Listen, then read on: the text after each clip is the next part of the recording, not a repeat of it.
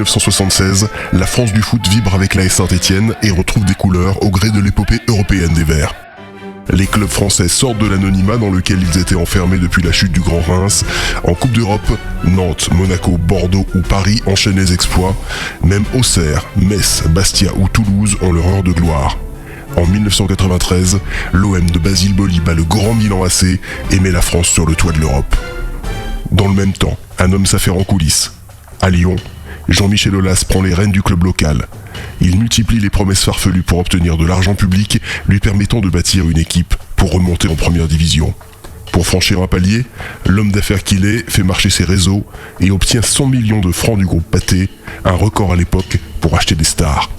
Mais pour gagner des titres, Jean-Michel Aulas va devoir compter sur un autre allié de poids, la complaisance des instances. En 2002, Lyon remporte son premier championnat aux dépens d'un Racing Club de Lens qui s'est vu refuser 2 pénaltys évidents lors du match final. Son complice de l'époque, Frédéric Thiriet, président de la Ligue nationale de football.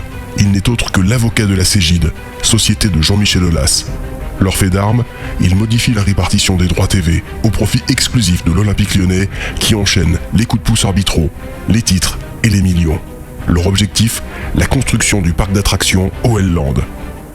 Jean-Michel continue de tisser sa toile et de placer ses pions.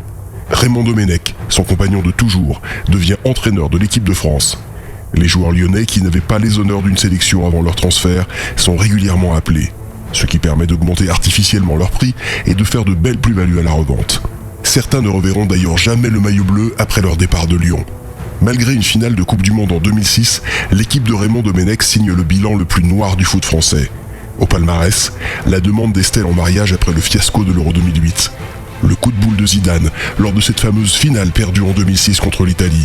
La tout aussi célèbre main de Thierry Henry qui a permis d'obtenir une pénible qualification pour l'édition suivante aux dépens des Verts de l'Irlande. Et en apothéose, c'est au cours de ce championnat du monde 2010 que les Bleus, après avoir insulté leur coach, ont fait la grève et refusé de sortir du bus. Pour tenter de redorer cette image déplorable, la fédération débarque Raymond Domenech. Jean-Michel Aulas a une idée pour recaser son camarade, le placer à la tête de la Ligue. D'abord élu, l'ancien sélectionneur préfère démissionner, estimant à juste titre que la ficelle était trop grosse.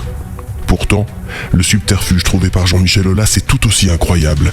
Il positionne son ancienne collaboratrice, Nathalie Bois de la Tour, présidente de la Fondation Olympique Lyonnais, à la direction de l'instance dirigeante du foot pro. Un coup de maître. Pascal Garibian de Bourg-en-Bresse, ami intime de Jean-Michel, devient président de la commission de discipline de la Ligue de football professionnel, puis directeur technique de l'arbitrage. Hubert Fournier, ancien joueur et entraîneur de l'OL, se retrouve directeur technique national de la Fédération française de football, aux côtés de Jean-Michel Aulas. Côté arbitrage, pour remplacer son voisin grenoblois Tony Chaperon, poussé vers la sortie pour avoir taclé un joueur nantais, Jean-Michel Aulas découvre une valeur montante, Clément Turpin.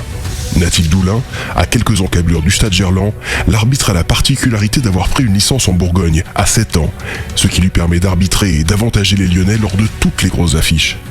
Benoît Bastien, autre soutien de poids du club, est choisi en alternance pour faire basculer les matchs en leur faveur, tandis que les natifs de la région lyonnaise sont de plus en plus nombreux à officier dans l'élite du football français, aux grandes dames des concurrents de l'Olympique Lyonnais. Jean-Michel poursuit ses manœuvres et fait rentrer son institution en bourse. Même si la valeur du titre OL Group se casse rapidement la figure, le président lyonnais a levé les fonds nécessaires à la construction de sa zone de loisirs. Avec l'appui de certains politiques locaux, il parvient à écarter les opposants au projet. Et avec beaucoup d'argent public, il fait du terrain vague de Dessines le quartier le mieux desservi de l'agglomération. Lors de l'inauguration du stade, Jean-Michel Aulas découpe le ruban devant une affluence exceptionnelle dans les tribunes.